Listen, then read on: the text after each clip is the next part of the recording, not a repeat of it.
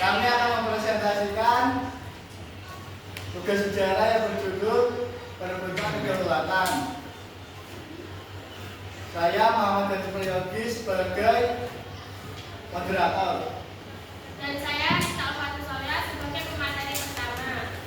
Saya Raditya Diansyah sebagai pemateri kedua. Saya Irwansyah sebagai pemateri ketiga. Saya Nagita Nanda sebagai pemateri keempat. Saya Sukarita Sulawata sebagai lain. Materi pertama yaitu latar belakang. Latar belakang untuk memperoleh sebuah kemerdekaan bangsa ini memperoleh tidak berarti secara yang harus melalui para pejuang kemerdekaan tanpa kenal lelah dan panjang yang melalui dengan pengorbanan nyawa dan darahnya untuk mendapatkan kedaulatan sebagai sebuah bangsa dan negara yaitu bangsa Indonesia. Pengakuan kedaulatan yaitu pada tingkat yang lebih tinggi, pengakuan kedaulatan adalah cara bagi pemerintah atau negara untuk menegaskan keberadaannya dan otoritasnya di depan warganya dan negara-negara lain. Ini dapat membantu memastikan stabilitas dan keamanan negara serta memungkinkan negara untuk berpartisipasi dalam hubungan internasional. Pada tingkat yang lebih rendah, pengakuan kedaulatan dapat merujuk pada pengakuan atau pengakuan resmi atas keberadaan dan otoritas pemerintah atau negara tersebut. Ini dapat terjadi melalui berbagai cara, termasuk perjanjian, konstitusi, atau deklarasi resmi. Secara keseluruhan, pengakuan kedaulatan adalah konsep penting dalam sejarah politik. Kronologi pengakuan kedaulatan ada tiga. Yang pertama yaitu pembentukan Republik Indonesia Serikat, yang kedua pengakuan kedaulatan, yang ketiga kembali ke negara kesatuan Republik Indonesia.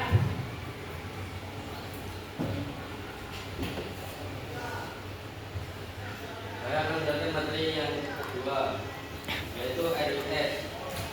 RIS merupakan negara federal yang terdiri atas negara Republik Indonesia dan 15 negara yang tergabung dalam Badan Federal Overlap atau BFO. Tujuan RIS dibentuk untuk mempersiapkan Indonesia menjadi negara yang lebih stabil dan berada di bawah pengawasan Belanda. RIS dipimpin oleh Presiden dan dibantu oleh Perdana Menteri. Lembaga perwakilan RIS terdiri atas Senat dan DPR. Kabinet RIS dilantik Presiden pada 20 Desember 1949. Upacara penyerahan jabatan Presiden Republik Indonesia dari Presiden Soekarno kepada saat dilakukan di Yogyakarta pada 27 Desember 1949 bertepatan dengan upacara penyerahan kedaulatan. Materi yang kedua yaitu pengakuan kedaulatan. Pengakuan kedaulatan terjadi setelah bangsa Indonesia melewati perjuangan panjang dan melelahkan pada 27 Desember 1945. Upacara menyerahkan kedaulatan dilangsungkan. Upacara dilaksanakan di dua tempat, yaitu Indonesia dan Belanda. Upacara dimulai dengan pembacaan protokol Amsterdam oleh Sekretaris Negara Belanda Mr. Prinsen. Protokol Amsterdam adalah pernyataan resmi tentang persetujuan antara pihak Belanda dengan pihak RIS mengenai kesimpulan umum hasil kesepakatan KRB. Delegasi RIS dan Belanda menandatangani 3 dokumen pelengkap atau penyerahan kedaulatan. Ketika dokumen tersebut sebagai berikut. Yang pertama, dokumen protokol. Dokumen yang berisi rencana yang memunculkan dalam KRB pertemuan ini ditandatangani oleh Muhammad Hatta dan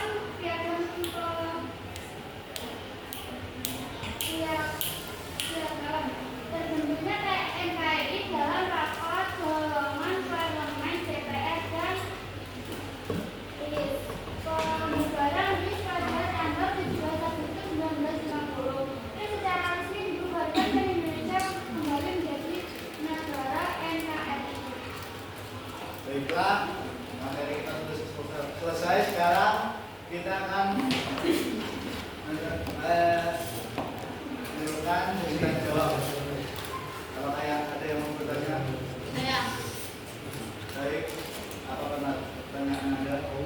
Perkenalkan, nama saya Kak Dewi. Saya akan bertanya, mengapa pengakuan kedaulatan negara lain sangat diperlukan dan dianggap sangat penting bagi bangsa Indonesia? Oke, baiklah. Akan dijawab oleh teman-teman saya. Nah, ini saya akan menjawab pertanyaan mereka. Karena dengan adanya pengakuan kedaulatan, maka Indonesia